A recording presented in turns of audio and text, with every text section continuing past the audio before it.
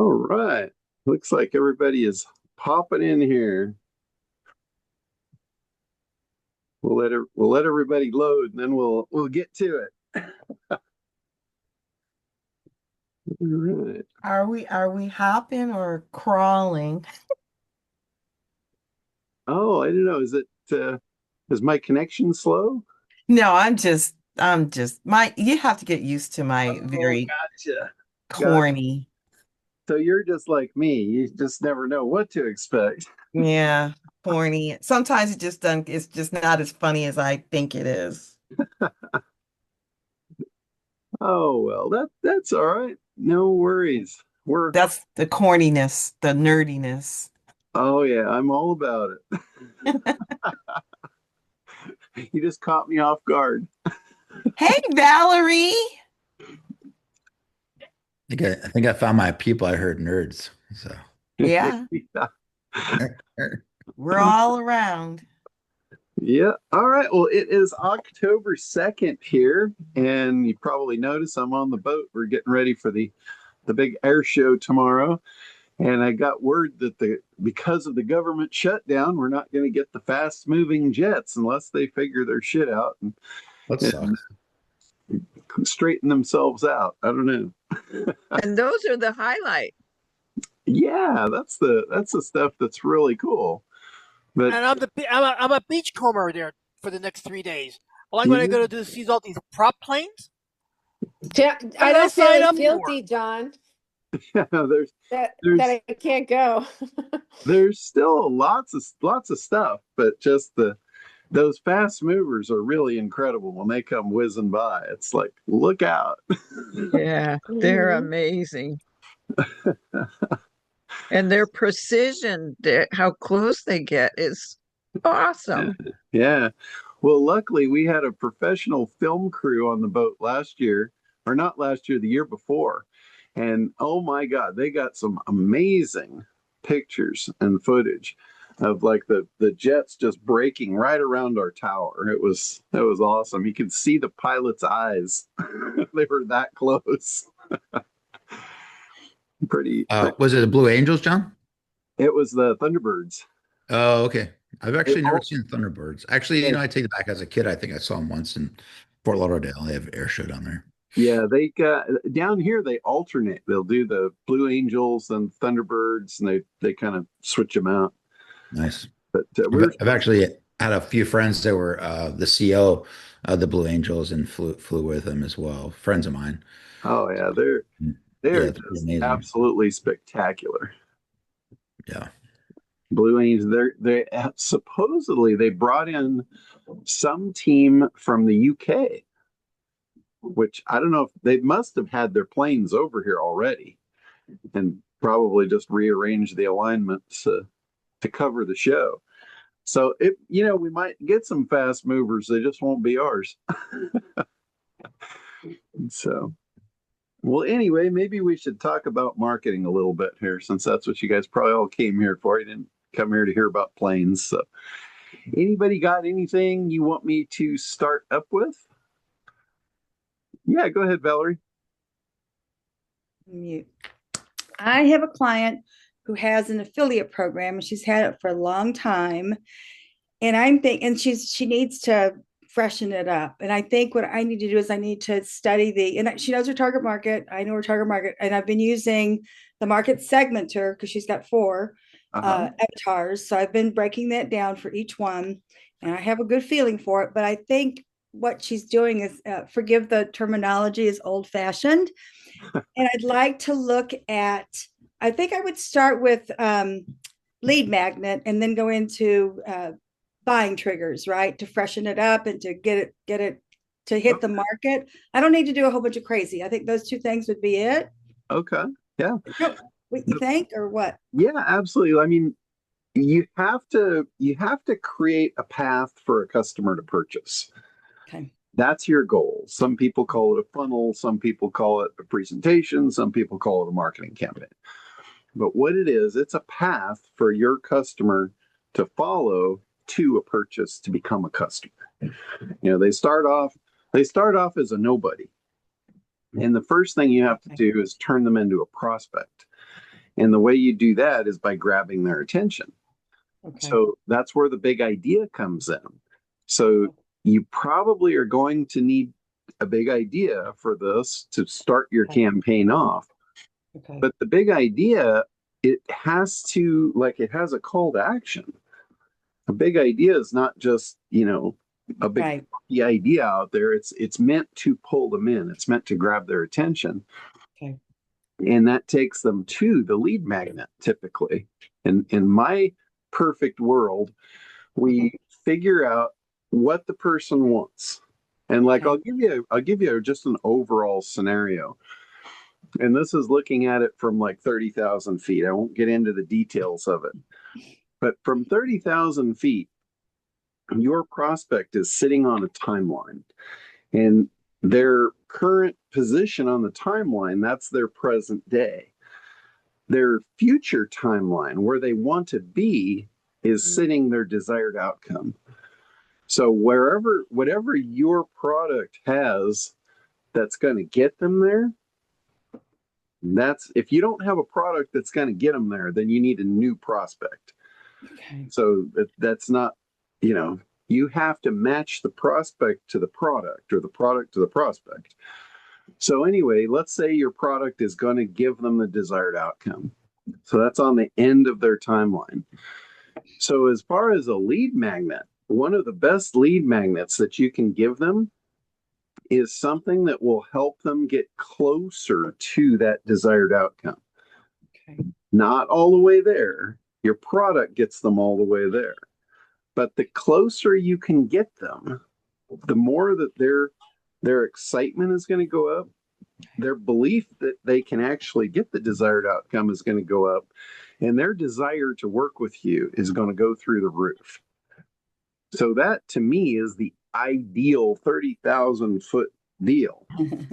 Is Okay. figure out what they want, what's their desired outcome, and then figure out what can you give them that will help them move down that line toward acquiring it. Because one of the big things why people don't purchase is they don't believe they can get the desired outcome. Okay. If they believed they could, they'd probably already have it. Mm. So it's like this supernatural barrier that's just not going to allow them to get that, so they settle. Okay. Whatever the product is, it could be, something that relieves pain, or it could be something like a vacation that they just want. They don't need it. They just want it for their sanity. It doesn't matter. It's that end of the timeline. What do they actually want? It doesn't matter why they want it, but it matters what it is for sure. Okay. So it also does matter why they want it as far as you could positioning yourself. So understanding that is important as well. But anyway, like let's say I'll use dating. This is really easy to understand with the dating market, the people that sell dating advice. And I'll use men specifically. So men dating advice. Most men don't, if they don't have a girlfriend, they don't have it not because they don't want it. They don't have it because they don't know how. Mm. And most of them are terrified to even speak to a woman, believe it or not. So they sit in this little bucket, not happy. It's not their desired outcome, it's their current position on the timeline. They want to be married or whatever that looks like on the other end for them. Usually it's just sex. They're not even thinking about marriage. But they want that road. They want to travel that road. And their desire is really high, but they don't think they can do it, so they don't even try. Mm. So when you come out with a big idea like, hey, there's one simple secret that will allow you to talk to women or get women to talk to you. And then you also say, here's the other deal. If you can't get women to talk to you, you're never going to get them to date you. And if you're never going to get them to date you, you're never going to get to go to second base or third base or whatever their language is. And you're never going to get married. You're going to die alone with a bunch of cats under a bridge. I mean, just paint the ugly picture. Take them into the pit of hell. That's great. I can And, do that. and then, so you've already got a big idea there that the idea is you need to first be able to talk to them, Okay. right? And that's your free lead magnet. Okay. I have this free guide that 3 simple steps, and you will get women talking to you, right? And then they take that, they consume it, and it works. Make damn sure you give them something that works. Easy. Yeah. Because you want them to consume it. That is the trick here. If they don't consume it, if it's too big, it's too complicated, it's whatever. Like, don't give them a book as a lead magnet. Right. Unless the book is like a couple of pages and it really gives them what they want and moves them to the next step. But don't give them like a novel. That is not a good lead magnet. Even if you wrote it, it positions you in an authority. It's not a good lead magnet for that scenario. Got it. So we're giving them the simple trick so they can talk to women. And now they go out and they do it. Well, what do you think they want next? They want the next step. Mm-hmm. And who do you think they're going to go to get it? Right? They're coming back to the source. Okay. So now you give them the second step. You can say, hey, now that you can talk to women, I've got a free webinar that will show you how to date them, how to get them to want to go on a date with you. And do you think they're going to watch that webinar? Hell yeah, they are. And in the webinar, you can position all the things that they're going to have to know how to do to take this to the level they want to take it to, whatever that might be. Might be sex, it might be marriage, it might be whatever. We have somebody on here, they're not on right now, but their thing is teaching people how to do a threesome. It's like whatever it is, it doesn't matter. But anyway, you are taking them down this road. And in the webinar, you're telling them all the things that they're going to have to accomplish and they're going to have to master to get what they want. So their desire for this is going through the roof. You showed them how to do the first thing, maybe the second thing, and it worked. So they have a lot of trust and faith in you that you can deliver the goods. So that is how you do your presentation. You keep demonstrating that what you have works. Okay. And explaining it. You don't give them all the stuff, but you give them a lot. Don't be afraid to give away 90% of whatever you're selling to get them to purchase the last 10%. Okay. Super. So thank you. Again, that's a 30,000 foot level with a kind of a risque Good. example. Good. Good. Thank But you. it's something, everybody associates with. So And can I add something to that? sure. That whatever simple lead magnet that you come up with, use chat, use ACT, use whatever to change the target audience, or maybe even change it slightly so that you can have multiple iterate multiple versions of the lead magnet, but it's addressing specifically. So it really seems like the person who's receiving it is like, oh, this is especially, for me, even though it's the same lead magnet, but it's just you're changing the words or changing. Yeah. So a perfect example of that is how to get a woman to marry you. Right? That's for a guy that's focused on he wants a bride. Right? So that attention grabber would get his attention. Now, the guy that doesn't care about that and he wants something else, you use a different headline for him. But it's the same thing. It's the same process of how you deliver the goods on what you're delivering. So it might be, how to get a woman to go to church with you. I study that market, make sure it's big enough before you attack it. Yeah. Well, the key is one lead magnet doesn't fit all. Don't think that, that's really what I deal with my clients. It's like, no, you don't want to think you can just one lead magnet for everybody. Yeah. And that we're going to cover that too on our year-end our little process that we do at the end of every year. We kind of look back at the past year of your marketing and we do an evaluation. And what the evaluation does, it shows you why you got the results that you got. And then it helps you forecast of what to do moving forward to make next year twice as good, three times as good. If you're starting from scratch, those numbers don't work, but it shows you how to get started. And lead magnets, one of the questions in the process is how many lead magnets did you create this year? Because like Arba said, just one is going to get you one result.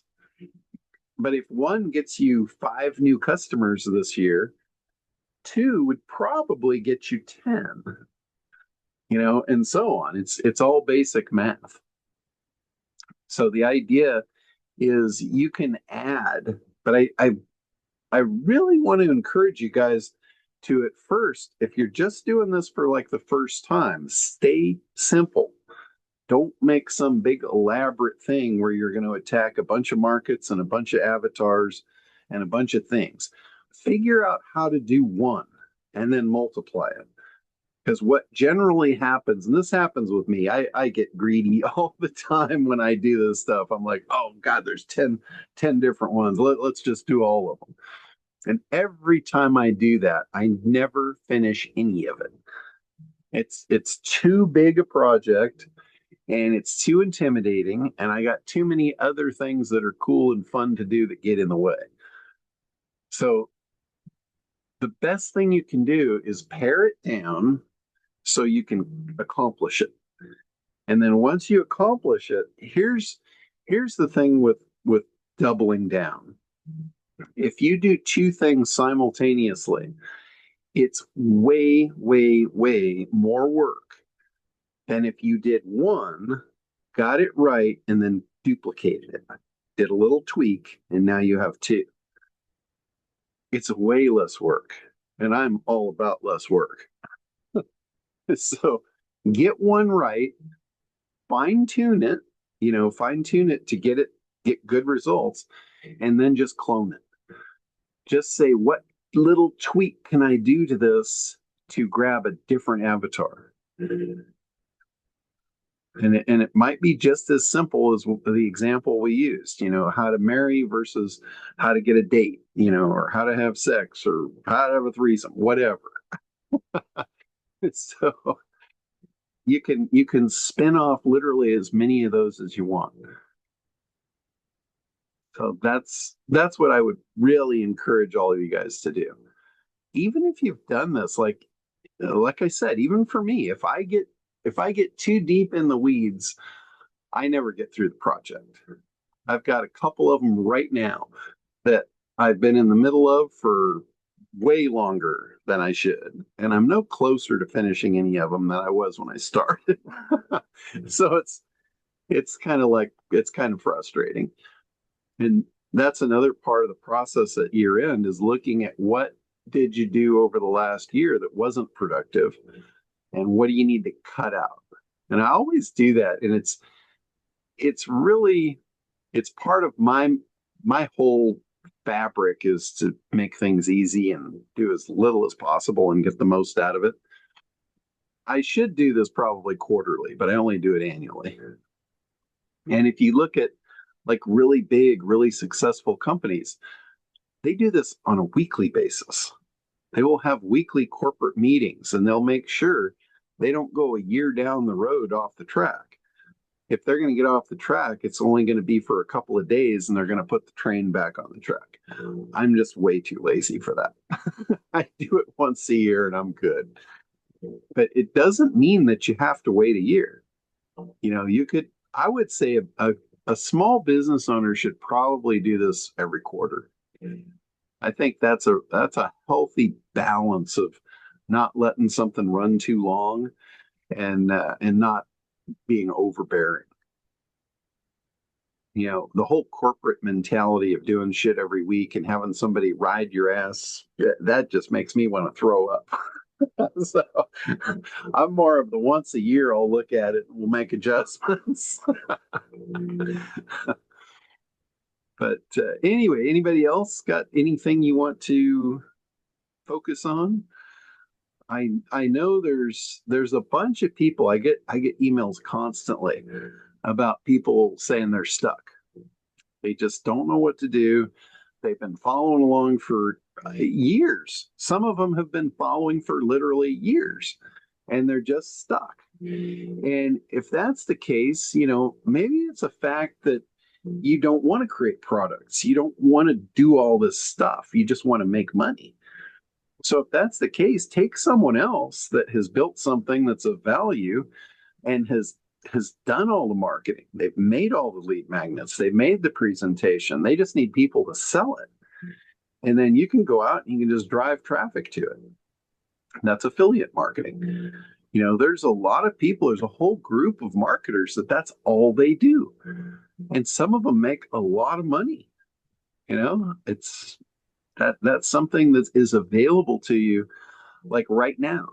If you're in a spot where you need to make money and you just don't have anything at your fingertips, that's a really fast path to cash because somebody's already figured it out. They already know there's a market. You just have to go help them tap the market, So that's something you could do. Daryl, you had your hand up there. Yeah, appreciate it, John. Always great to be here with you. So I had a gentleman, unfortunately, he passed away, and he had about 30 clients, all in the digital space. And he bought the business from somebody else. But I know the guy he bought the business from now. We've been in talks, and I'm want to do right by him, my friend that passed, because it was a kind of a obviously all of a sudden they weren't expecting it, and Yeah. he's left with 30 abandoned clients basically. Like they couldn't even log into his computer to get access to the Google stuff and access to their Google ads and there's a bunch of stuff going on that's there. But Yeah. there's also and I talked to the gentleman's name and his name's Dennis, and I said, Dennis, I thought about that after John passed because unfortunately, who's gonna support that income for his family? He still has a wife, kids, that kind of stuff.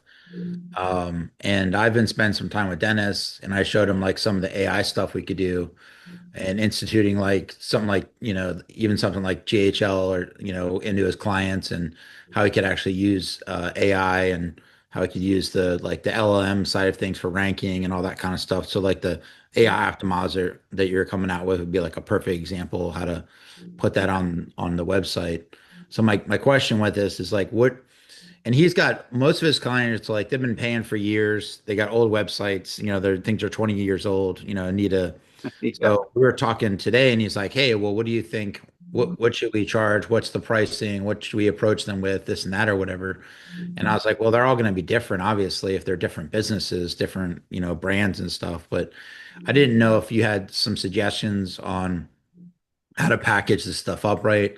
My thought process was to come in from the AI angle and hey, we're going to update your website with, AI. We'll start out with AI voice and text, and then we can take a look at that. And if it makes sense to update this website here, which obviously you probably will, but I feel like you want to get some wins in with the people first, or, Uh-huh. I'm just kind of curious from your experience of what's the best way to position that? Because some of Okay. these people, they've been using HubSpot or they've been using this, that, or whatever. I'm not trying to throw all that stuff out the window. Yeah. There's always that pain of disconnect. You start changing a lot of things. But I'm thinking what's the fastest path to cash to get people to then trust you, and then slowly kind of move in where then you're taking over the stuff that Okay. needs to get redone. Does that make Yeah. sense? Yeah. Perry just gave a really, really good example of this, of using AI to redesign a website. Mhm. And so what he does, he searches and he finds a website that's just really old school. I mean, just junk. Yeah. Made, made by a kindergartner in the 1980s. Something that just looks atrocious. And he'll load that into the AI program. And I forget which one he was using, but it's an AI design program. Mhm. And it said, could you redesign this with a modern look, with this color scheme, and whatever? Use the same content, use the same logos, but just make it modern. And it spits out like a graphic. And then what he does is he emails the customer and he said, hey, he goes, I'd like your opinion. Can I get your feedback? I used your website. And I hope you don't mind, but I used your website as a, an example to have my design team do a redevelopment so we could show a before and after. We're doing this for our marketing. And I'd really like to get your feedback on what they came up with. You're not trying to sell them anything, but when they see their site, Yeah, what it could be. they're going to go, wow, how much to do that? Yeah. And then you can go, well, we didn't actually build a website. We just did, this is just the design phase. Yeah. If you'd like, usually the design phase is $400 or $500. Since we already did it, I'll just give you that for free if you want us to develop the site for you. And we can do it in WordPress with Beaver Builder or whatever you use, and you just throw out a really good price for them. I know I have a team that develops all of the sites, and we have resellers that use our team to develop the sites, and then they just buy them wholesale and resell them. But usually, like a WordPress site, anywhere from $1,200 to $2,000 is a good price. That's Okay. a good WordPress. market price. And like our team, just to give you an example, our team for wholesale is about $750 on those sites. Okay. So, you're mostly doubling your money on those things. I gotcha. And then you've got a hosting customer, and then you've got a customer that you can come in and say, by the way, would you like us to make it ADA compliant so you don't get sued? And then there's ADA widgets you can put on the site where you can buy the software and you can make as many widgets as you want. And then you just drop them on the site, and then you charge them like, $50 a year or $100 a year. And it's just an add-on. It doesn't really cost you anything. So there's another 50 to $100 a year. And then another one that I think is really, really worthwhile is I always offer everyone Malcare. Malcare is a third-party software, and they think they charge 97 or $99 for the software if you go direct from Malcare. So if the client goes direct and buys it, it's $99 a year. So what I did was I buy a wholesale license with Malcare, so I get it at a discount, and then I offer it to them at the same retail price. I'm like, I really suggest you do this, and it doesn't matter if you get it direct from them or I can do it for you. It's $99 a year. And they always just say, yeah, just take care of that for me, because they don't want to install a plug-in and then configure it and do all that. And then you got another $99 a year coming in. And then you say, would you like to make your site interactive, or do you just want it to be a static dead site like everyone else's? Because we can add a chat bot to it, like a humanoid looking chat bot that can interact and manage your customers 24/7. Would you like that? And that's another whatever per year, or monthly. You can charge them monthly for that stuff. Yeah. So here you took somebody that wasn't interested in anything, and all of a sudden now you have a new website development project, you've got a new hosting customer, and you've got all these add-ons. What do you typically charge for hosting? Hosting, I usually charge at $29.95 a month for the hosting. And then how much do you guys actually need to make sure? Because I know like with WordPress, for example, there's maintenance and some of that stuff or whatever that goes on. Yeah, we run them all on Nexus servers, and there's software built in there that does a lot of the updates in the back for you. Okay. And then the other thing with Beaver Builder, or not Beaver Builder, Malcare, when you have the master license of Malcare, it's got all of your sites in there, and you can do a one-click update on all the plugins and all the themes and all those WordPress sites. That's amazing. So once a month, you just go in, you pull up your malware control panel, and you hit update. Boom, they're all updated. So it's the master plugin basically allows you to update all the sites at once. Yep. And it'll show you if any of them are vulnerable at one glance. You have one big list of all your customers, and it'll show if there's vulnerabilities, if plugins are out of date. It shows you everything. That's really cool. Yeah, Is your really simple. Hey, yeah, John, your AIO software, I'm trying to remember the name. Optimancer. Yeah. Optimizer. Yeah, I actually have an update on that. I talked to Chris last night, and we're going to go through and record a video demo this afternoon. So it's up, it's ready to go. We'll probably be letting people in next week. Got it. Anybody that wants to buy, the beta access, the first round on it. Mhm. And it's really, really cool. Really. Where's how do we get into the beta thing right now, John? I don't even have the page up yet for it. So once we get the video, I'll put the page up, and I can do that real quick in Kartra. I'll put that page up and then send out an announcement for anybody that wants to jump in. Yeah, because I love the ideal concept where he has like the LM where you can just turn it off if the client stops paying. Yeah. Versus like SEO, like you said, I mean, you did all the work and then, you've ranked everything, got all that stuff done, yada, yada. So, yeah, it's really ideal because of that. If you're doing client work and you get a client that doesn't want to pay you anymore, with this, you can literally just turn the plugin. You can just deactivate the plugin, and it will remove all the stuff that it added in for you. All the LLM, the FAQs, the schema codes. It just goes ahead and just plucks that stuff. And the cool part about the difference in SEO and AIO is with SEO, if you do SEO work for a client, there's no way for you really to undo it. yeah, It lasts forever. With AIO, if you undo it, it's gone right now. It's real time. Their results are going to go poof up in smoke. Yeah. So they're going to feel it. What do you think a good price would be for charging for that for somebody? I would say $100 a month. That's what I was thinking. Yeah, $99 a month. That's what I was thinking. It's cheaper than any SEO on the planet, unless you're doing site pop, and it's the future. And this thing is going to have such mass adoption. It's going to be it's going to be ridiculous.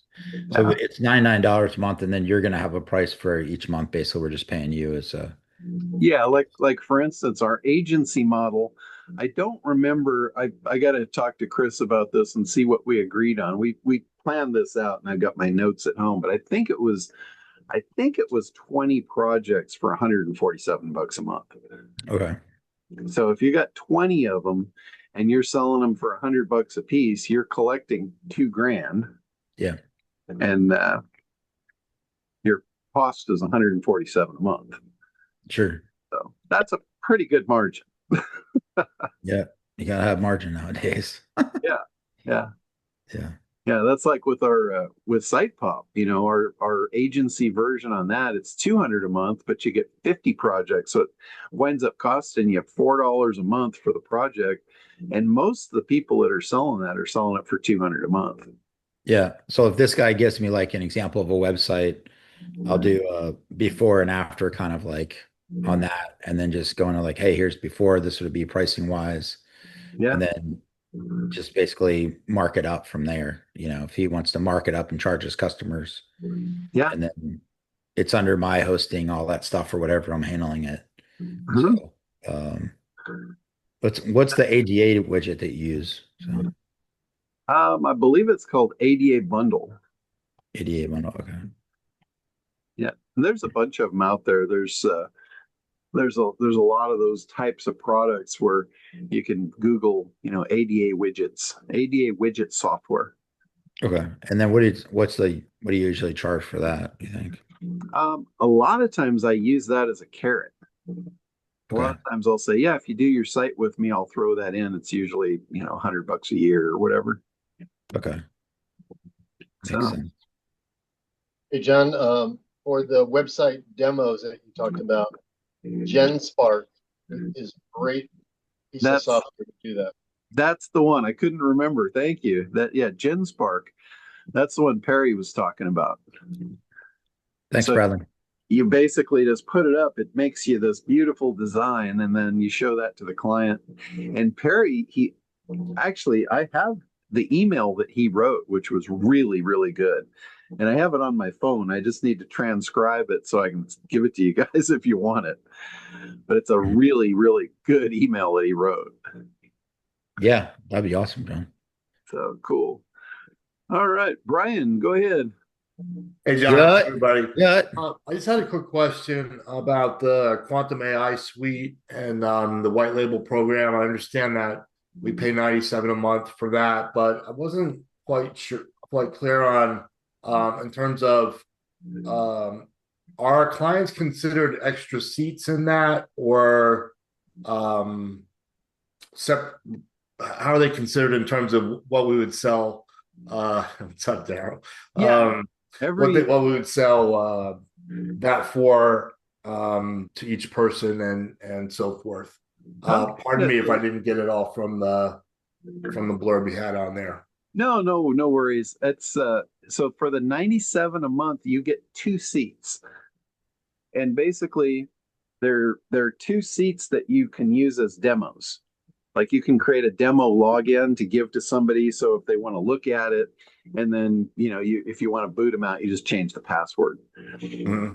And then after the 2 seats, when you start selling access, let's say you have a customer that wants to purchase it, after the second seat, the third seat on becomes $9 a seat extra. So if I'm charging them 97, I'm making the difference every correct. month. Yeah, okay. So you'd be making well, if you're selling it for 99 and it was costing you 90, you'd be making $90 a unit. Right. All right, perfect. That answers my question. Thank you so much. Okay, yeah. I'm going to actually do another live event where anybody that wants to do that white label and wants me to set it up for them. That was really a cool event. We took 4 people over to Catalina for 3 days, and I actually put their whole white label together for them. That was like, I set up their Kartra account, made the sales page, put the product in there, connected it with Zapier over to the software so it would create the account when the order was placed, did all the automations, the whole thing. And then we spent a couple of days just sitting over in a cove at Catalina building software for each person's different application. So one of them was we're doing one for realtor software. One was for attorney firms like law offices. One was for the music industry, not music, the film industry. Like people that are interested in writing scripts and making films and doing all that stuff. And then the other one was an affiliate marketer. He wanted an affiliate suite. So it was really cool. When we came back Sunday, we came back to the dock and everyone had a full-blown software business ready to go. I mean, literally ready to sell. And they knew how to develop the apps for whatever apps they wanted in the future.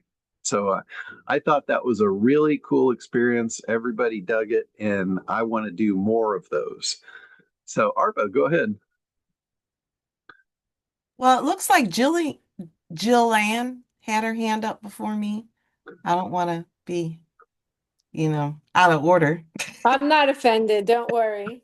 John, Mine was a quick question, though. I asked John too many questions as it is, but that's okay. Go ahead. Mine was actually a follow-up to what John just said. The person that you said that helped to develop the video scripts and all of that stuff or whatever, that on Alignable, I'm the group leader there's over 8,000 video creators, producers, videographers, and so forth. So if you could connect me with who that is, then I could help that person to promote whatever they. You might know her. She's on the calls a lot. It's Delilah. Delilah what? Delilah Andres. Yeah, I don't. It's not ringing a bell, but I'll look her up. If you send me an email, I'll carbon copy you and send it to her so I connect you guys. Yeah, because that's a huge group that anybody has anything for the video industry, you know, that for that group. Okay, that Yeah, was it. she's not on this week. She's over and she's offshore. She's in some other country, I think, filming a movie. She's an actress too, so that's why Okay, she's got her feet into that industry. that's awesome. All right. Yeah, she actually got a role, so she's working. Even better. All right, Jill, go ahead. Hi, how are you? Awesome. Um, Couple of questions. So while you were talking about that, the white label, is that something we can do on our call? Uh, Or yeah, is it better in person? it's it's not it's way more than an hour process. Okay. It's like we did it across 3 days. Okay. So it's there's a lot of stuff that needs to be done. And so I mean we could, it would just spread out over a long period of time. Right. So I could just make an appointment with you and just come down like Ron and I did a couple of weeks ago. Uh-huh. Yeah. Okay. I'd like to do that. I know we talked about that. And then the second question, I just did what you said. I said top AI tools for furniture design, and then a bunch of them came up. Should I just cut and paste these so you can review them? Uh-huh. And when you say AI tools, make sure that you be specific in GPT tools.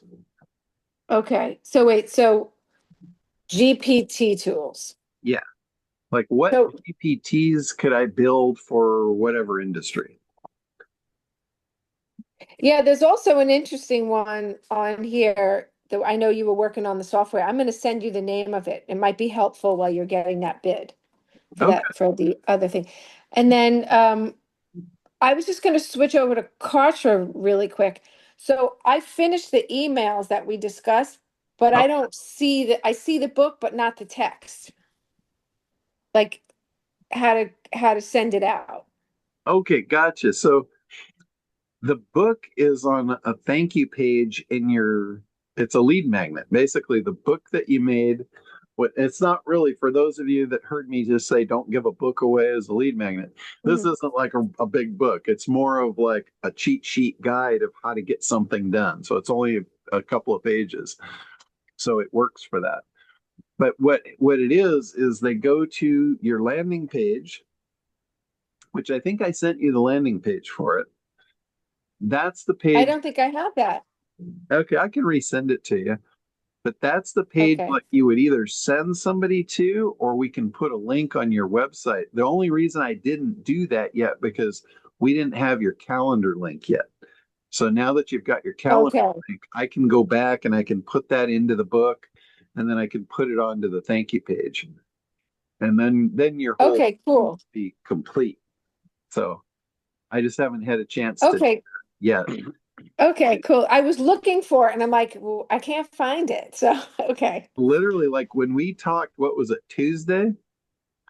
Yeah. Right after we talked, my accountant called me and he said, "Guess what time it is?" And I'm like, "Oh shit, it's that time again."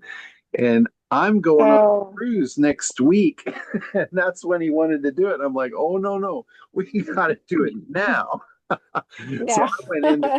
I went into an immediate fire drill right after our call, and pretty Oh, much okay. at it up till last night. So Oh, so you've been busy. Okay. I think I Okay, cool. I think I've got everything he's going to need for Monday morning because Tuesday I'm literally out leaving town. So, Okay. crazy times. All So, right. Well, yeah. Okay. Well, I appreciate that. Thank you. did you say you were not going to go on the boat Saturday? I'm supposed to go out of town and we're like 99% going. Okay. We haven't decided 100%. All right. Jaden doesn't have practice, so the boys are available, and that's what we're weighing, which one we should do. Gotcha. All right. Well, there's always tomorrow too if you want to do that one. Oh, okay, thank you. Yeah. I can take Jaden, he's in school, but I'll talk to Ron about it. Okay. And in the meantime, I'm going to be basically stuck on the boat until Sunday night. So after I drop everybody off, I can get you fixed up. Okay, awesome. So Thank you. yeah, cool. All right. All right. The other Thanks, John. yeah, we have two Daryls today. Oh, we Different do? spellings. Okay, I'm assuming it's this Daryl because the other Daryl's already talked. Working with your software, doing schema and LLMs, I remember a week or two ago you said about combining them into one file. No, Or do I just post two separate files into yes, the header? LLM it's not a file that gets embedded into the website. An LLM is like a text file that sits on the server. It's like a robots TXT file. And then in the header of the site, you reference where that file is sitting on the server. So it's like, are you familiar with robots TXT files for SEO? Not really. Nope, you just went over my head. It's the same thing.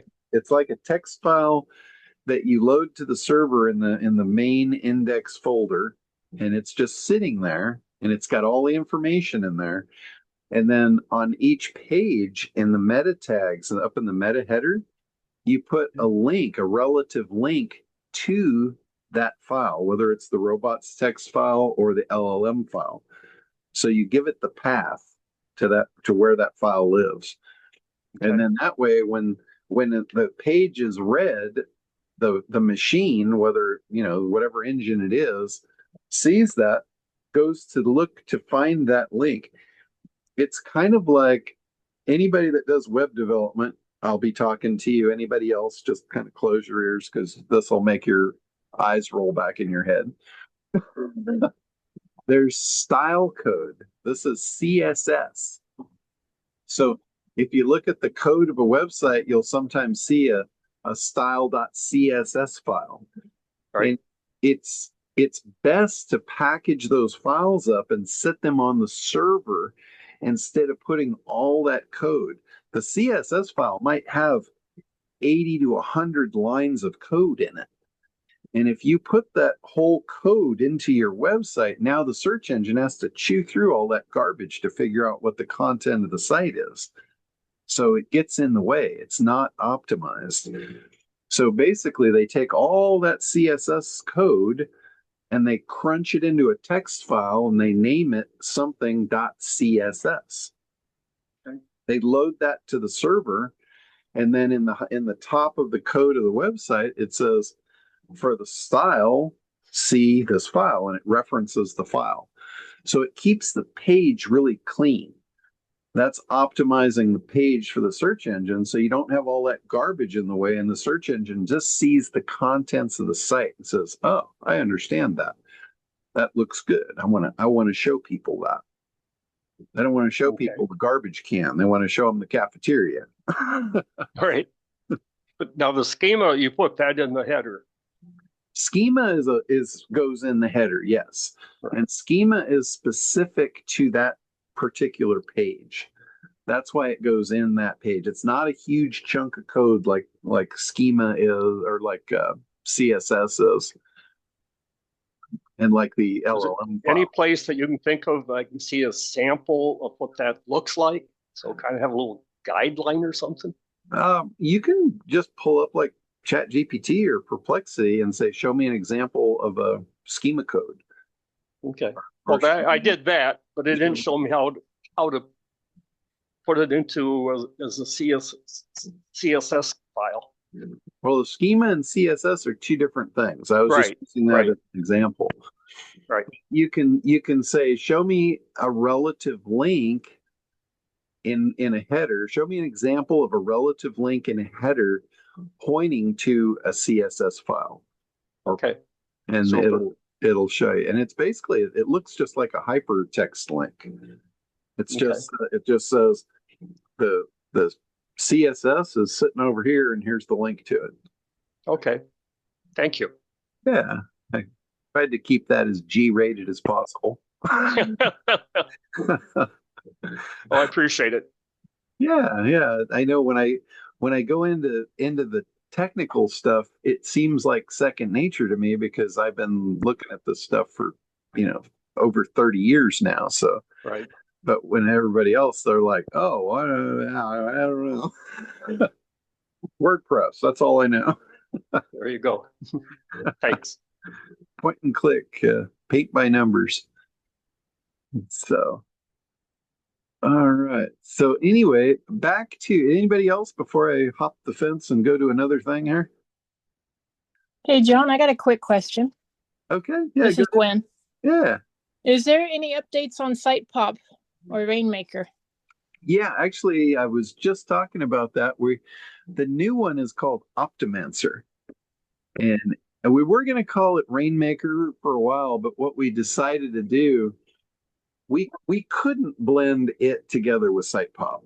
It just was not working. So we split it, and it's going to be two products. So SitePop is going to be SitePop. It's going to remain SitePop, and it is going to serve Google optimization for the most part, Google and YouTube moving forward. We're getting rid of all the other options. It was just too much to keep up on. So it's going to get pared down to just Google and YouTube, and it's going to remain as is moving forward. I can tell you it works phenomenally with the exception of the reporting. The reporting is currently broken on it. So the reporting is not being accurate. Google changed a bunch of stuff, and we're going to have to go back to the drawing board as far as the reporting goes. But what I've told everybody right since day one with it, it's not a reporting software. The thing was built to send search signals, not do reporting.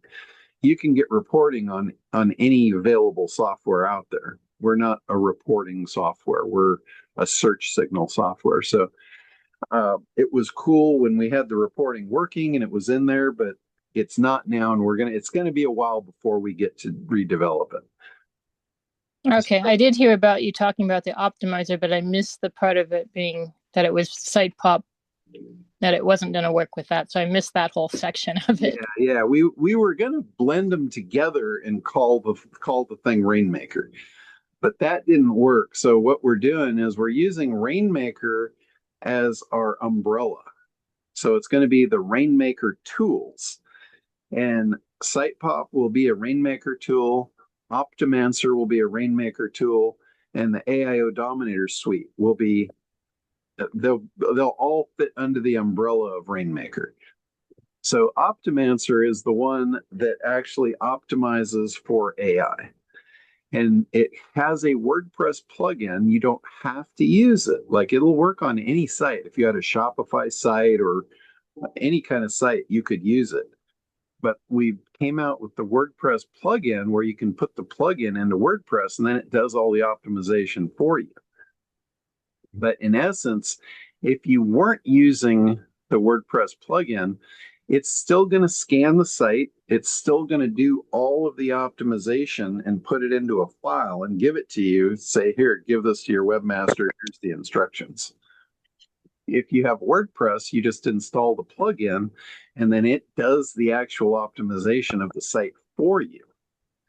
And in this, it's not like 100% of all that you could do. It's just the basics. So it creates the LLM file and installs it. It creates your schema code for all the pages on your site and installs them. And then it also makes an FAQ for each page specific to the content only of that page and puts it into the footer of that page. And then if you update the content of the site, it will recrawl it and update any of the content that needs to get updated for you all automatically. So Well, if I'm hearing you right, you have to have a separate footer for each page instead of a universal footer. Well, I didn't mean the universal footer. I just mean at the base of the page. So it would be above the okay. Okay. Thank you. The bottom of the actual content of the page. Okay. Thanks. So I used probably the wrong nomenclature there. I shouldn't have said footer, but it's right above the footer. Okay. So well, it sounds interesting, and I'd be interested in the beta, and I possibly have a client that may be interested in it. Okay. Yeah. So we should probably have that next week for you. Perfect. Thank you. I have I've scheduled this afternoon to actually film a demo of it, so I'll be able to show you guys that actually in play, in motion. So cool stuff. Jim, go ahead. Yeah, sounds like there's been a lot of changes with Marketing Assistant or Site Pop. Yeah. I just want to put out a vote or lobby for ranking at some point to be functional in there, if at all possible. Oh yeah, It would really help. yeah, the reporting. Yeah, it's definitely something that we need to do. It's just we're so focused on finishing the Optimancer. We're real close on it. And Okay. then we've got As, to go as back. long as you know, agree that that would be really cool because I have other tools for ranking and it's more clunky and more work than Yeah. if it was one. And then I want to verify. So SitePop used to have Google Business Profile, and YouTube and Google and I think Bing. Amazon. Yeah. So do you have any optimizing tool for Google Business Profile? Because I have a lot of clients that are interested in that.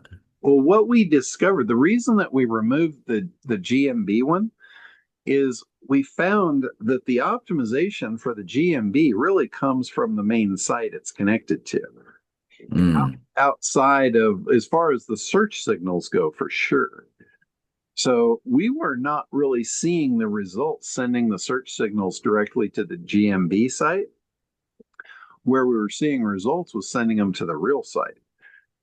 So Gotcha. And people can get 5-star reviews and other methodology to yeah, exactly. So that's why optimize the 3-pack. Yeah, that's why we removed that one. And Bing, nobody was using Bing. Nobody was using Amazon. There was only like of 10,000 users using that software. I'm going to say there was less than 10 users using Amazon. So it I was one of them. It just wasn't worth the economics of it supporting it, because every time they make a change to their code, we'd have to redevelop the whole software. It's very expensive to do. So I told the team, I'm like, we have to pare down and focus on what we're really good at. We're doing too much stuff. Gotcha. Awesome. Thanks, John. Kind of like my urine process. You look at what's working, what's not, and you cut out the cancer. Amen to that. You got to keep the business healthy. So you get rid of the bad and you keep the good, and everybody's happy. So that's the trajectory that we're headed down. But I think the Optimancer is going to be phenomenal. And I was talking about this last week, I think, stuff that I came back from Perry's event with, and it's so hot. The idea of optimizing for AI is such a hot topic that it's going to sell like hotcakes for anybody that wants to offer the service. Because just like SEO, nobody wants to do it. Your clients are not going to want to do it. They're not going to want to learn it. They just want to learn enough to know what it is and how it helps them and how much it costs. And they're looking for somebody to do it for them. And having a plugin that does it for you, the problem with SitePop is doing 1/3 of optimization for you. With SEO, you have on-page optimization that SitePop doesn't do. You have off-page optimization of getting links and link building and authority and all that stuff. SitePop doesn't do that. But what SitePop does do is it sends the user signals in, which nobody has anything that does that. So we were coming in and filling a really big hole. But the problem was, if the customer wasn't doing the other two, the third one doesn't work. So it's like SEO is like a really combined effort to get it to work, and it's a lot of work. So as much as we were plugging a hole, most of our customers were agencies that were already providing SEO, And we were just like the dynamite keg on top of their offer, making what they were doing work. Because if they were doing the other two without the search signals, the other two didn't work. So we really were the savior of a lot of agencies that are still doing SEO today. They wouldn't probably be able to do what they can do without SitePop. So the difference between SitePop and Optimancer is Optimancer will do everything you need to do in one thing all automatically just by plugging the WordPress plugin. So selling a done for you service to optimize for AI on a base level, it's going to do the trick. Now, it might not work in really heavily competitive stuff or things where there's real high competition, because they're going to be doing so many other things on top of what it's doing that they might be able to beat you. But for most small businesses, that there's no competition in those markets yet. You'll be able to walk in and just own it. So it's a really cool, fascinating opportunity. It's almost like we turned the clock back 25 years and dropped me back in the beginning of SEO.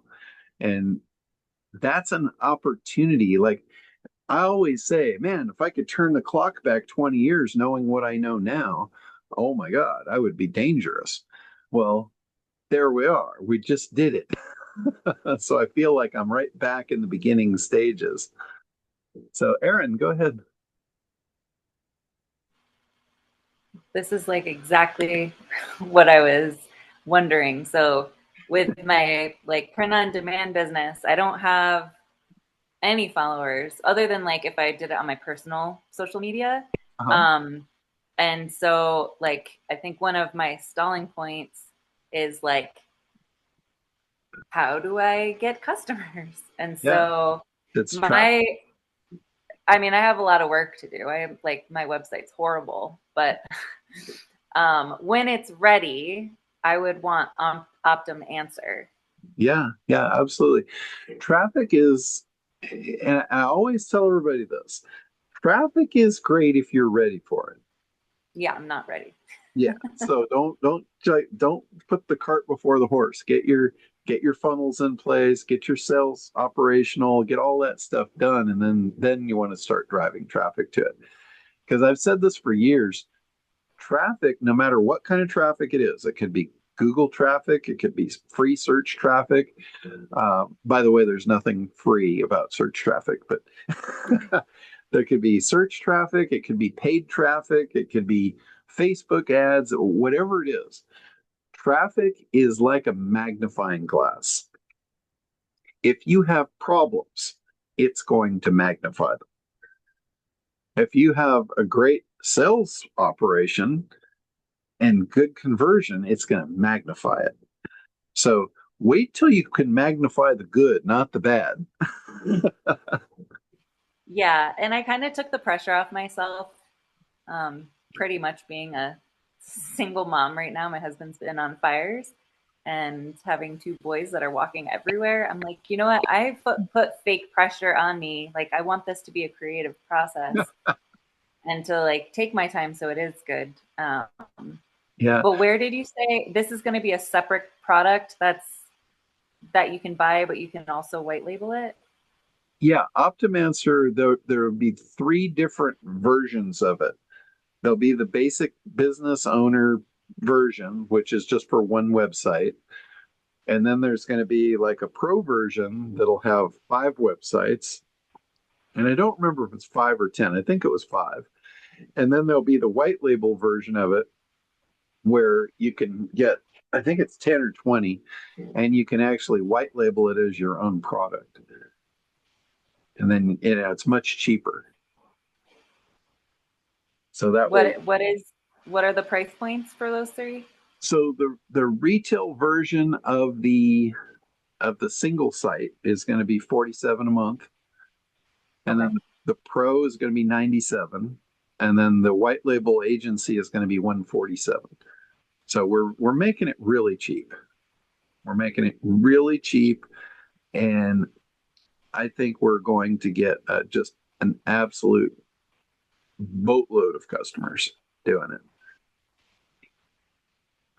So, and we're making Great. it cheap enough too for the agencies that they can turn around and make a great profit on Once I know what I'm doing. it. I Yeah. feel like I'm learning all these different languages. Well, really, you're looking for opportunities for serving your customers. This is stuff I guarantee if you're working with business owners, if business owners are your clientele, this is all services that they're going to want. Yeah, they're going to want to optimize. They're going to want to have their websites have chatbots on them. They're going to want all that stuff. And right now, it's like so early on, they have no idea where to get it. It's like in 1995, when I started building websites, it was like everybody wanted it.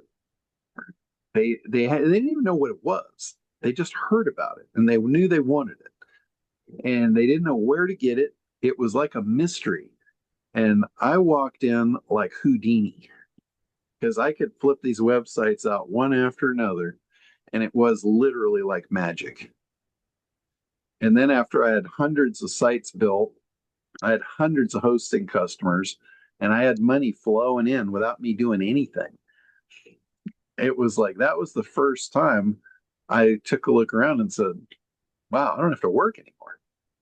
I'm going to make the same amount of money if I'm sitting here building a website as if I was on a cruise ship. And I asked my wife, I said, hey, what are we doing next week? And she's like, well, nothing. I'm like, well, pack your shit. We're going on a cruise. And she looked at me and she's like, and all she had seen, she just saw me like with my nose to the grindstone for like 2 years. I didn't even come up for air. I was just building and building and building. And she's like, can we afford that?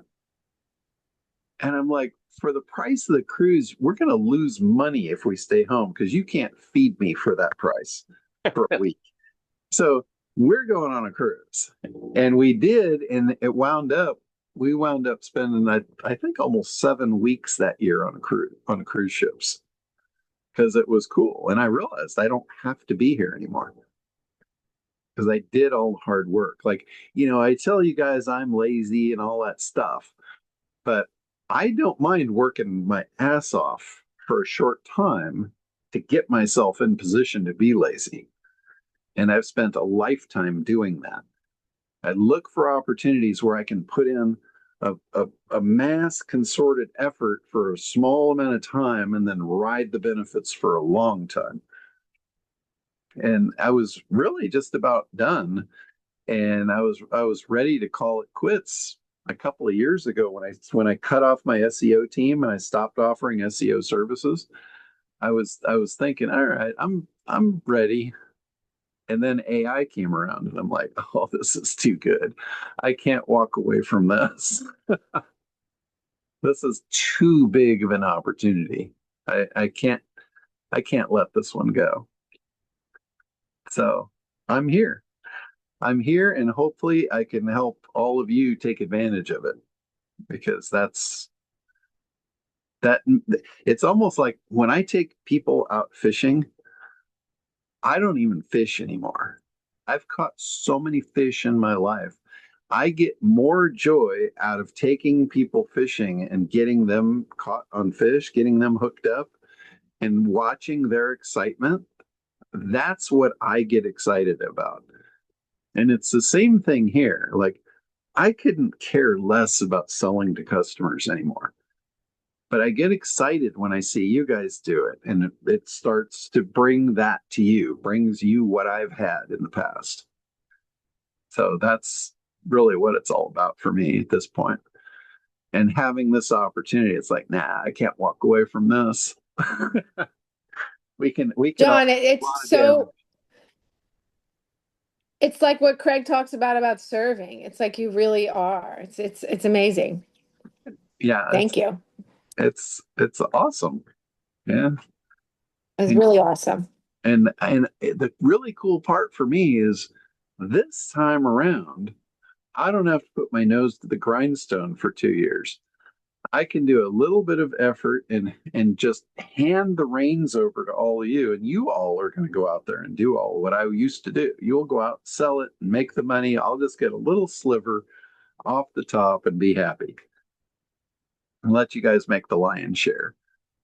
But if I have 100 lions feeding me nickels, that's all I need.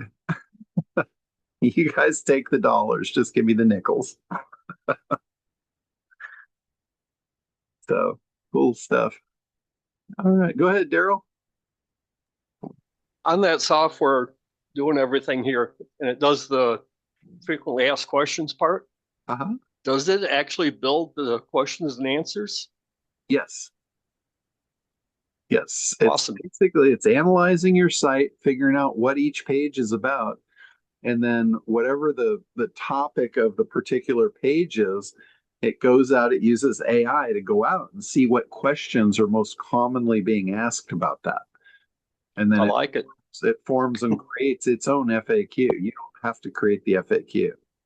That's awesome. Thank you. It's really cool. I want a beta. So it's finding a lot of the stuff on Reddit. A lot of like the way I figured out SEO originally was looking at results. Like I would take a look at, like, if you ran a particular search phrase, I would look at what came up and then ask myself why. What is it about that the search engine liked? Where's it getting its data? How's it making its decision? And I'm doing the same thing with AI. I'm looking at the results and seeing, okay, why? Where's it drawing this? And what I've found, a lot of it's drawing it from Reddit. It's going out and it's reading Reddit, and it's looking at review sites, because a lot of people are asking, like, who's the best whatever, and it's going to look at the reviews. And I know if we roll back a few years back, I would talk to consumers about their purchasing habits, and most of the time they would run a search, they would pick a couple of products, and then they would review the products, or they would research the products to figure out which one to buy. And if the product didn't have reviews, they wouldn't consider it. Like if they went to Amazon, if the number one product that came up for whatever they're looking for, if it didn't have any reviews, they wouldn't buy it. They didn't trust it. So that's what the AI is doing. It's doing all that manual labor for you so you don't have to. It's just telling you what to buy. And it also, the difference between search and AI search, SEO and AI, with SEO, you run a phrase, you type in a question or a keyword, and it gives you like a bunch of data, but you have to go through it. You have to sift through all those results to figure out. It's not telling you which one's the best. If you go to AI and you say, what's the best screwdriver on the market? And it'll come back, and it doesn't just come back with one, it comes back with multiple answers in almost every case. And it'll say, well, if you need a Phillips head screwdriver, this one here it's made out of tungsten and it'll never, whatever. It'll say, this is the best one if that's what you're looking for. If you need a flathead, here's what's important about the flathead. And here's the guy that makes the best one in the world. Now, where do you think it's getting the information of who's the best? It's getting it from Reddit, and it's getting it from all these sites where it's reading about results and reviews.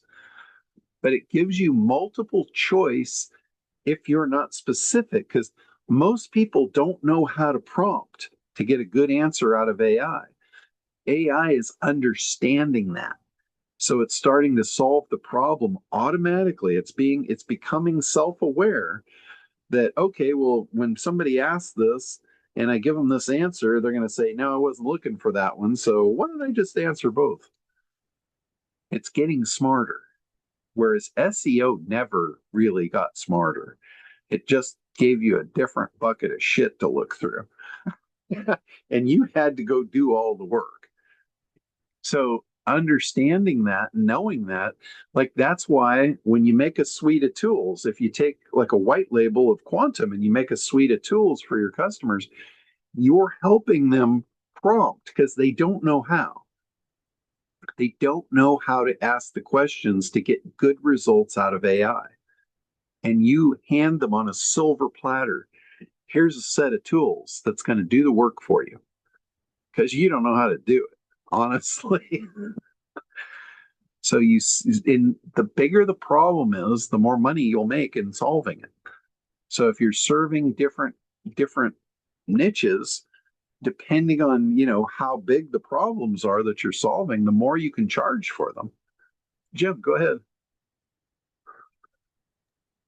Yeah, I'm wondering a couple of things. With Optimancer, um, how are we going I'm instead of keyword phrases, we're gonna have keyword questions, So prompts. with Optimancer, all you're doing is you're just giving it a URL. You literally drop the client's URL in. And what it does, it looks at the site, it looks at every page, and it analyzes the whole thing, and it comes back with a report. And the report will basically come to list every page and say, here's the keywords for this page, here's what it's relevant to. And then if you want to optimize for different keywords, you literally have to change the site because it's not trying to jam a square peg in a round hole. It's looking to figure out what's the shape of your peg, and let's put it in the right hole. Does that make sense? I believe so. So it's going to figure out what the site's about on its own, and it's going to optimize it for that. Now, if you give the customer the report and they look at it and they say, oh, well, this isn't what we're trying to do, say, well, then your site is wrong. You need to redevelop your site because, for one, it doesn't match your customer. It's not what they're looking for. And the only thing you're going to be able to optimize the site for is here. This is it. If you want to change. So if I've already done keyword research and the optimizer keywords or prompts don't match what it thinks the site is optimized for, then we have to change the on-page Correct. SEO. Correct. Okay. Yeah. And then the follow-up to that question is, how do we find rankings on AI?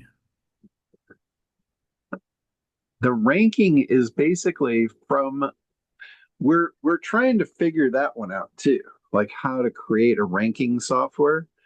What we're going to do, since we're going to have all these different accounts, just like we did with SitePop, they're going to be all over the world. So we can ping particular computers that have this installed to run the searches for us and tell us what's coming up. So we'll be able to do that. We won't do it like we do in real time, like we can do with the search, but we can randomly ping it throughout the month and then do a monthly report and say, here's the general consensus. And if you're not the one that's showing up, it'll show you the one and what you have to do to beat them. Okay, that sounds valuable. Because that's what Chris has been working really hard on the reporting, is what you need to do to the site to make it win. And we're doing the three main factors, but there may be other things that need to be done in the site, basically like content. Got it. You might need more and better content. Yeah. Well, I'm looking forward to the videos and it's testing. Yeah, this is really probably the most exciting project I've ever worked on. This is really going to knock it out of the park. I mean, when we did the original Rainmaker, that was really cool because nothing was like it. And, that's been over a decade. No one's ever replicated it. We're still the only one doing that. It's like voodoo. And this is just going to be awesome. So, looking very much forward to it. All right. Anything else before we wrap up? And by the way, we will be dark next week because I will be on a cruise ship. So John, Gwen has her hand up, and then from the chat, any updates for a tool that generates blog posts in quantum AI? I think there are some stuff. I think there are some tools in quantum for creating that. They might not be called blogs, but they're content. You could use them as blogs. So for those of you that get caught up on the term blog doesn't really mean anything. It's just something some marketer came up with. It's just content on a web page. It's like an article. So that's all a blog generator is doing. If you have an AI generated blog, it's just creating an article for you. So any of the tools that will create content like that, and we have several in the suite, you just plug them in as your blog. So all right. Let me hit Gwen first and then Daryl, and then we'll wrap it up for today. Gwen, Yeah, go. mine's real quick. Okay. Going back to your comment about AI pulling a lot of the stuff from Reddit, would it behoove us to write articles to post on Reddit? It would. Because I was thinking content's still king. Yes, it absolutely would, for sure. Is there other websites you've noticed it's pulling from? Because I usually look at it too when I'm using AI and see where they're pulling the articles. All the places where they do reviews, so it depends on the industry. But generically, Reddit is a generic site. Yelp is a generic site. Google Reviews is generic and available. So any place where you see reviews, there's a lot of industry specific sites that will have reviews. Like there's sites like Angie's List for contractors. There's stuff like that. There's like the real estate sites. So every industry usually will have, some repository where people can complain. Right. So if we can find that in the industry we're looking at, then it would behoove us to write the articles to that would have actually AI pull.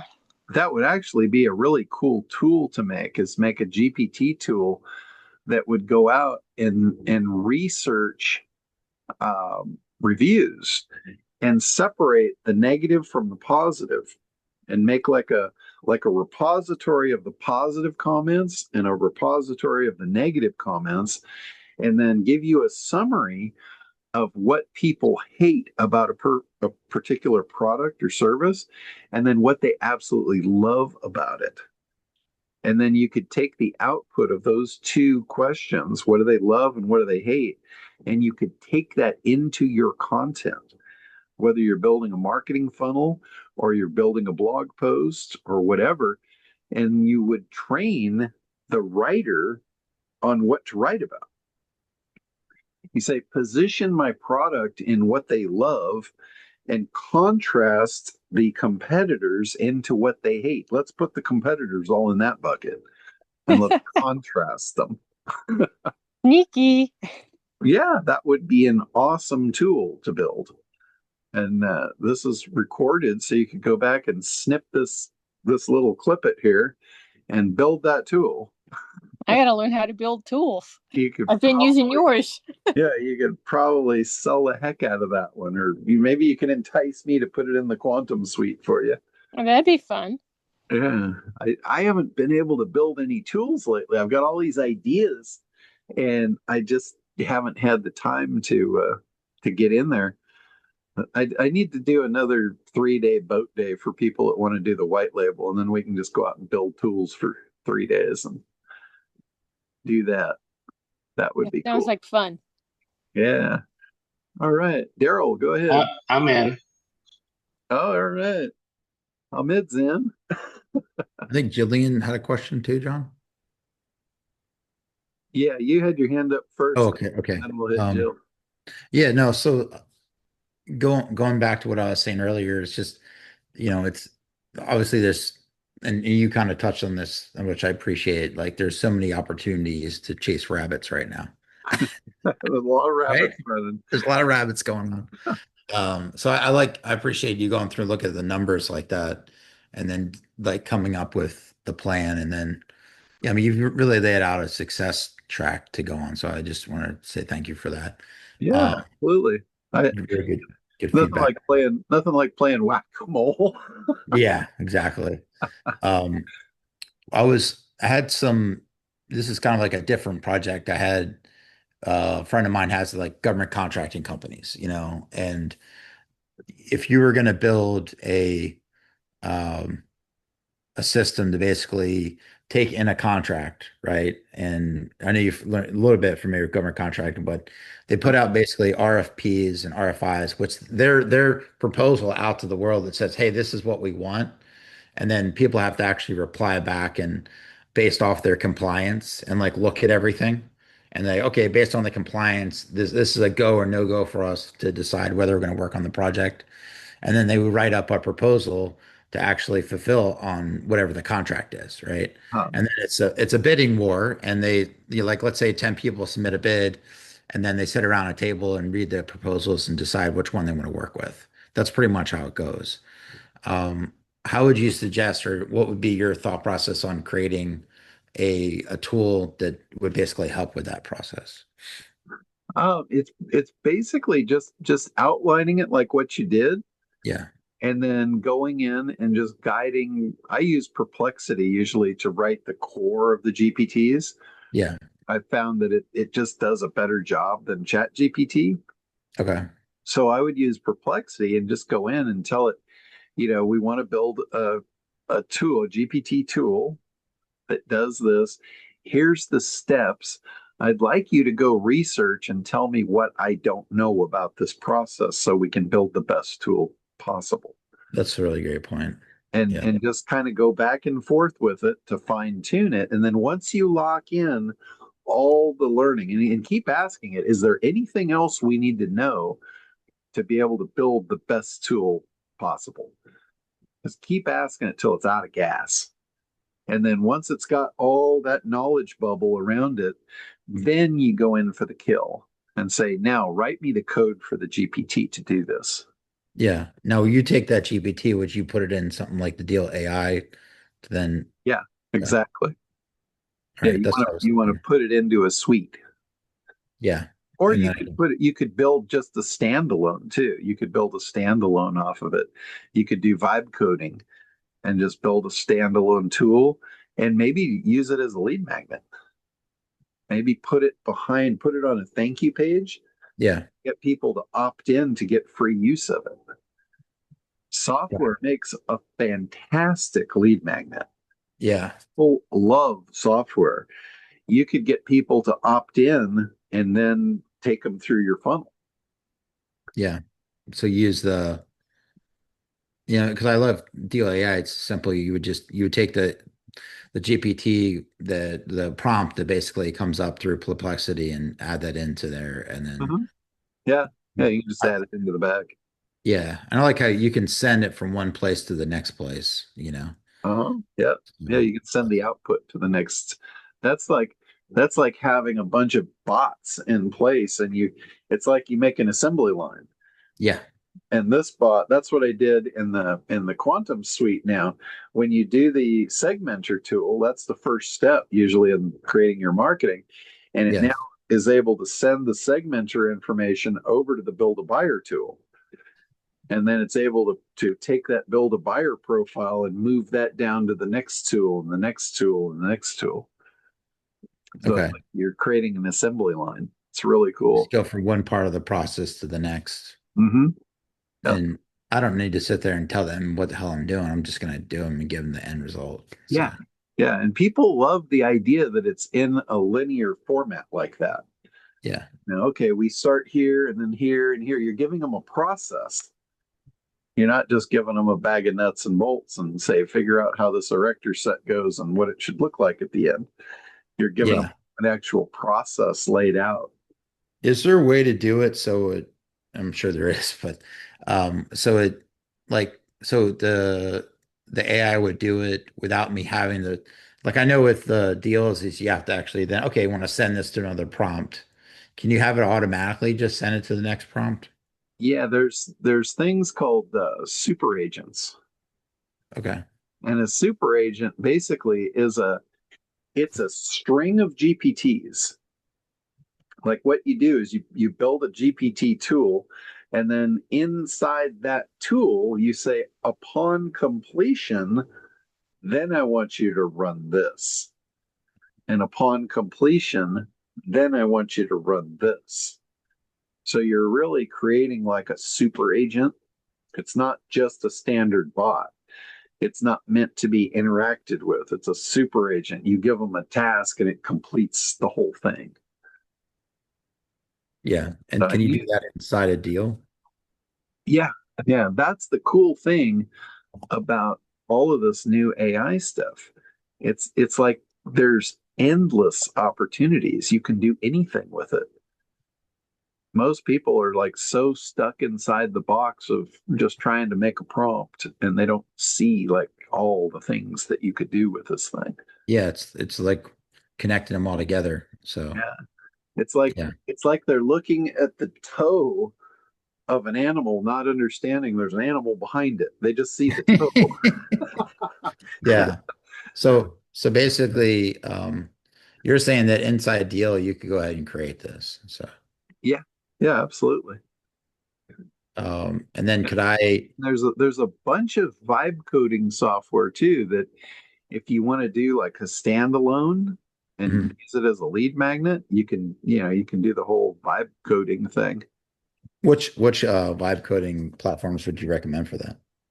I haven't really played around with them much. I know Perry's I played around with a lot of different ones. if you're in Perry's group, they're doing a ton of vibe coding stuff. And they've got all the platforms they play with and all of that stuff. Yeah. But I can look. I can ask you if you. I don't know if are you in his group. I don't think so. Yeah. Okay. I can ask what the best vibe coding tools that they're using right now is. That would be pretty cool to know. And then um, so I mean, like the platform that the guys are using for DLI, isn't it just supported by GPT, like ChatGPT? No, it's a full blown software application. It's Oh, just really? Okay. yeah. Okay. It's a full blown deal. Do you do you think they'd be able to do what I'm asking about you right here about? Like if I went and used that platform to then build it? Because I'm real familiar with their platform. Yeah, yeah. Built stuff in the past. I'm you could probably do everything that we're talking about in there. That's what I'm thinking. It might be But just really simple. where you wouldn't be able to do it is to create like a standalone, like a lead magnet product. Got it. Yeah. That's where you would run into a limitation there. Okay. And for that, I'd need to go out and create my own little tool. So Yeah, you could use and from what I understand, I haven't done it, but I've seen them do it, and it's really simple. You basically just tell it what you want, and it writes the software for you. The thing yeah, is, then you have to host that software somewhere, or you have to put it on a server, or whatever you're going to keep do it with up to date and everything else. it. Yeah, Yeah. Familiar with that. yeah, that's cool stuff. And because I have the software that you have, which is the one because I have the suite right now. So could I just use the one that I have access to that I'm using? I'm trying to remember. It's the one I had up like yesterday on the Yeah, screen. you need the white label version to build the tools. Okay. Is that But once you have the white label version, yeah, you can build all the GPT tools you want. And if you want a super agent, all you have to do is when you do the code of it, instead of telling the tool to write the code for you, just have the tool write the base code for a basic tool, and then go into the back end, take the code out of Perplexity for the actual GPT, and just swap them. And then update, and it'll run. It doesn't know how to do it, but it knows how to run it. Okay. So this AI, let me see. I think it's this one right here. I'm going to share my screen if you don't mind, and so this one right here, John, is the suite, right? Yes. Okay. So the white label is here. If you're in the white label, it basically puts you into the God mode. So Yeah. you can go in and you can create in God mode. Okay. So I just unlock that and then I would have access to the rest of the stuff. Mm-hmm. Yeah, Then I can, that's where you get the God mode tool. okay. And then I can build out my own thing and then label it with my stuff or whatever. So Yeah. Once you go into the white label, you can go in and you can take any of my tools and you can remove them. You can okay. edit them. You can change the name of them. You can do, all of that stuff, and you can customize it. And And how that's did you can add your own new tools as well. yeah. Yeah, I've done that before. Where was the part where we go to create like the super agent thing? Like what is that a different That would be the same God mode. It's just a different prompt. It's a different code for the GPT. and how do you do that? That's where you would go into Perplexity and just have it string them all together. And then So it's like, remember I said at the end of this, when you complete this, yeah. then run this one. Okay. Like run this one first, get the output, and then run this one, and then take that, and then run this one, and then take that.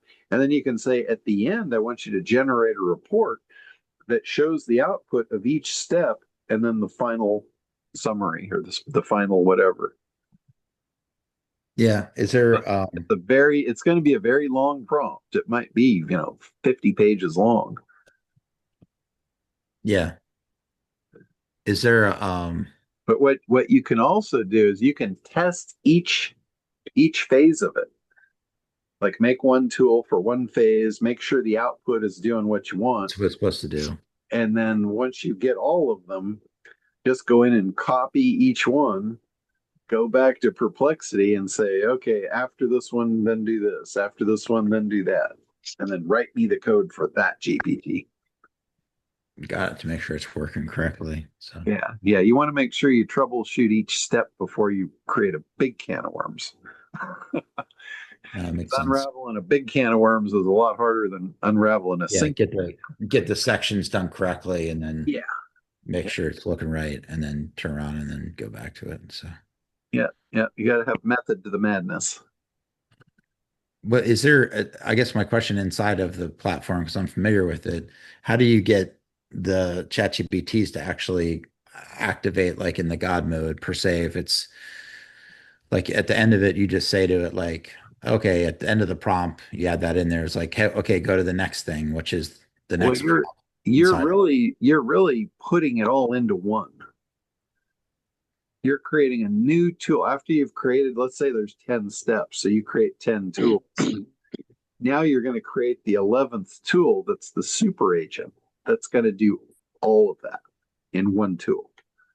So do I put the full prompt in that one tool? Yes, all of them. Oh, okay. That's the full thing. And then you can go eliminate the other 10 because you don't need them. Oh, I see what you're saying. Okay. You're just doing them as a test platform. Okay. Making sure it's doing what it's supposed to do right first. And then at the very end, you just take that and put it into one prompt. Yeah. So this is the process of like software development. And again, this is like some of your eyes might roll back in your head when I start talking about this kind of stuff. Yeah, no, that makes sense. I see what you're saying. But you have to literally break everything down and make a schema code out of it. And then you implement. And that's how I can get stuff done really quickly because I literally blueprinted out step by step. So it's all very one bite of elephant at a time in this case. Yeah, you're eating one bite of the elephant at a time. That's exactly right. Cool. All right. Thanks, John. Yeah, absolutely. Have fun on the trip next week. Yeah, absolutely. We'll take Jill here and then we'll wrap her up for today. Hey, John. I wanted to just talk about scheduling. Is it okay to call you after this briefly? Do you have any time today? Yeah, actually text me and I'll get you a time to do this later in the afternoon. Perfect. Thank you. Yeah, no problem.